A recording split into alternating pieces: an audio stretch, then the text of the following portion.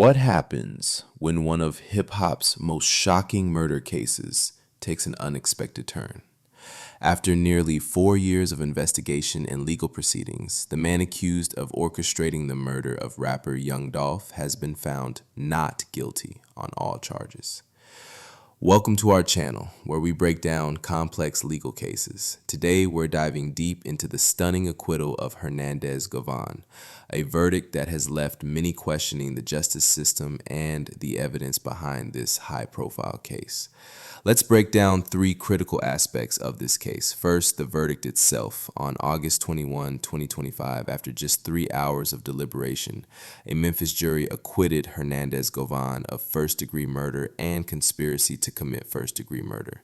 The short deliberation period suggests the prosecution failed to present a compelling case beyond reasonable doubt. Govan's emotional reaction spoke volumes. He hugged his lawyer and thanked the judge before telling reporters, "Thank you to the juries for getting this right and getting my life back. Without God, I don't even think I would have made it this far."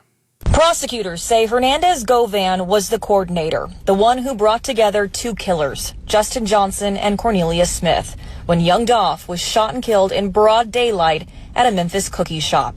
It's alleged he then worked to help them clean up their mess, all with the idea he would get a cut of the $100,000 bounty on Young Dolph. When you hear all of the evidence, and when you hear all of the videos and look at all of the photos and exhibits, you will see the consequences of Govan's actions.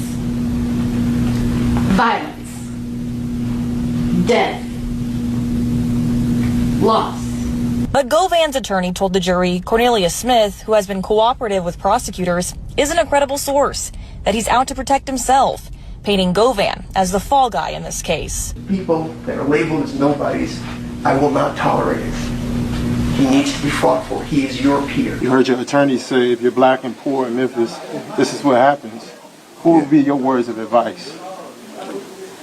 Leave Memphis. Do you plan on leaving Memphis, sir? Of course.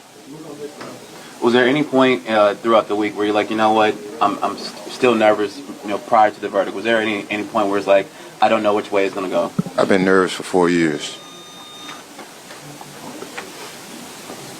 How does it feel to be at the end of this 4-year journey that you've been on? It feels great. Just feel like I've been born again. I get a chance to restart my life and do some positive things.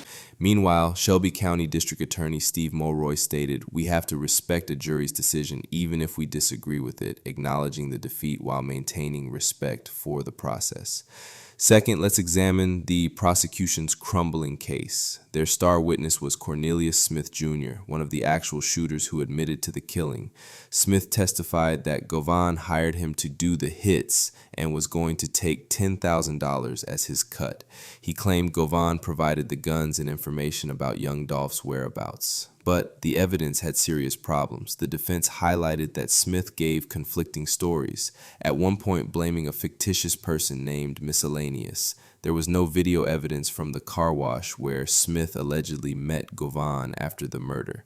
Perhaps most damagingly, a police lieutenant testified that no evidence of bleach was found on the white Mercedes used in the shooting, directly contradicting Smith's claim that he cleaned the car with bleach.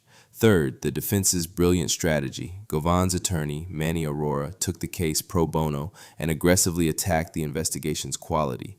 He argued that communication between Govan and the shooters was related to drug deals, not murder plots. He highlighted that investigators never interviewed Anthony Big Juke Mims, who was allegedly involved in the $100,000 hit on Young Dolph before Mims was killed in 2024. Aurora famously declared, "This whole county is a freaking embarrassment in regard to this trial. The whole world is watching, and this is what we got." His strategy worked. The jury clearly agreed that reasonable doubt existed, especially regarding the credibility of the prosecution's key witnesses and evidence. Let's look at specific examples that demonstrate why this case fell apart.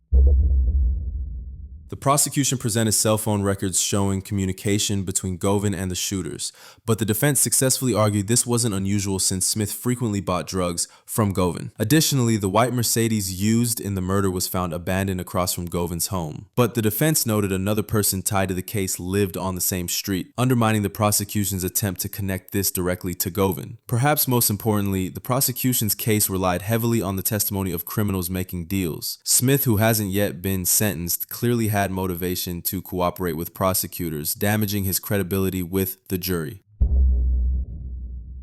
So where does this leave us?